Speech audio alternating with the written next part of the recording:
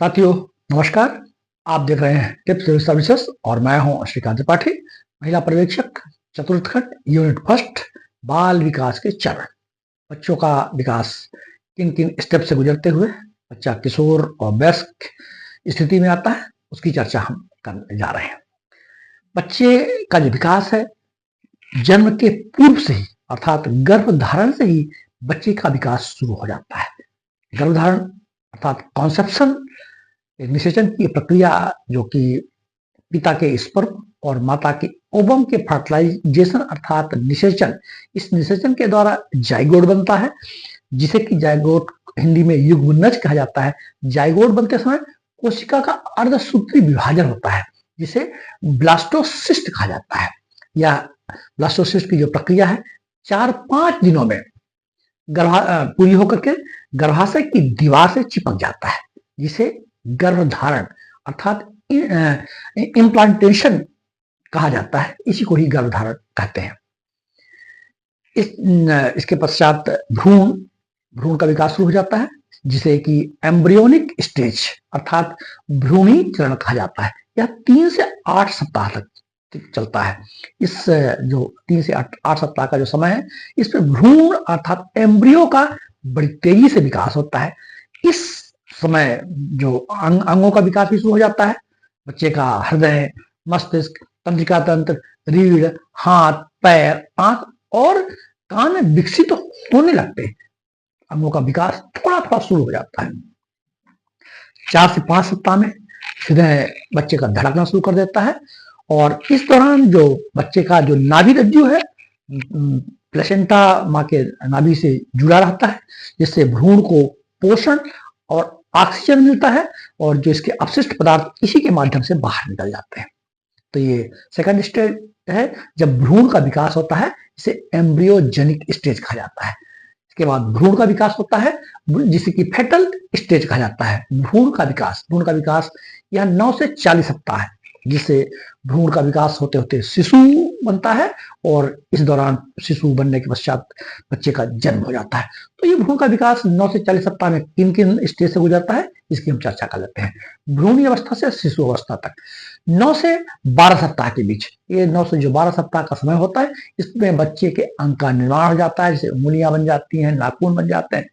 13 से 20 सप्ताह जो ये समय होता है, 13 से 20 सप्ताह में माँ को भ्रूण की हलचल अर्थात उसकी किकिंग महसूस होने लगती है। 21 से 27 सप्ताह भ्रूण का दिमाग तेजी से बढ़ता है और आंखें खुलने लगती हैं और सुनने की क्षमता विकसित हो जाती है।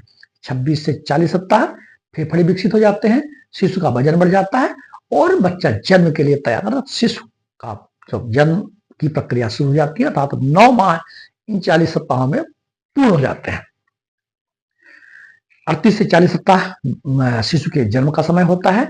इसमें भ्रूण पूरी तरह से विकसित हो जाता है और माँ को लेबर पेन होता है, अर्थात प्रसव पीड़ा होती है, प्रसव शुरू होता है और शिशु का जन्म हो जाता है। बच्चा का जन्म हो गया 9 माह माँ के गर्भ में रहने के बाद के पश्चात। तो इन 9 माह में जो बच्चा माँ के गर्भ में रहता है, तब भी गर्भधारण से लेकर के भ्रूण से लेकर के जो भ्रूणी स्टेज है, इस दौरान बच्चे का पूर्ण अंगों का विकास होता है और उसके मस्तिष्क, स्वस्थ बच्चे के मस्तिष्क और पूरी जो शारीरिक मानव के अंग होते हैं वो सब विकसित हो जाते हैं। इसके बाद पश्चात बच्चा जब जन्म लेता है तो उसको शैशव अवस्था, ऐसा शिशु से शैशव अवस्था कहा जाता है, जिसे इन्फेंसी कहा जाता है। जो शैशव अवस्था है, बाल्यावस्था है, ये जन्म से 2 वर्ष तक, जन्म से 2 वर्ष नवजात शिशु यानी नए जन्म, जो बच्चे का जो नया जन्म होता है, जो नया बच्चा जन्म लेता है, उसको नवजात शिशु कहा जाता है। ये नवजात शिशु तेजी से बढ़ता है और इस दौरान इन जो 0 से 2 वर्ष के बीच में उसकी मोटर स्किल्स अर्थात बैठना, चलना और खड़ा होना बच्चा सीखना शुरू कर देता है। इसी दौरान बच्चा भाषा जिस समाज में पैदा हुआ है उसकी भाषाएं सीखता है, उसकी भाषा को समझना शुरू करता है सांकेतिक रूप से और बोलने की प्रक्रिया में शुरू कर देता है। इसी दौरान बच्चे का सामाजिक और भावनात्मक लगाव सबसे पहले माता पिता से उसका जुड़ाव होता है। इस दौरान बच्चा सामाजिक रूप से और भावनात्मक रूप से सर्वप्रथम अपने माता पिता से बड़ा जुड़ाव महसूस करता है, उनसे जुड़ता है। इसके बाद इस अवस्था पूर्ण पश्चात जो बच्चे का अर्ली चाइल्डहुड है, प्रारंभिक बाल्यावस्था है, जिसको कि 2 वर्ष से 6 वर्ष, 2 वर्ष से 6 वर्ष की अवस्था में बच्चा जो है संज्ञानात्मक क्षमताएं विकसित करता था, बोलने, पहचानने और समझने की क्षमता विकसित कर लेता है। उसका सामाजिक सोशल स्किल डेवलप हो जाता है कि समाज में कैसे रहना है, किन संस्कारों को पालन करना है, किन नीतियों का पालन करना है, वो प्रकार के सोशल जो एटमॉस्फेयर होता है उनको सीखना शुरू कर देता है। इस समय बच्चे में क्रिएटिविटी अर्थात रचनात्मक क्षमता विकसित होती है और उसमें कल्पना शक्ति का विकास भी होता है।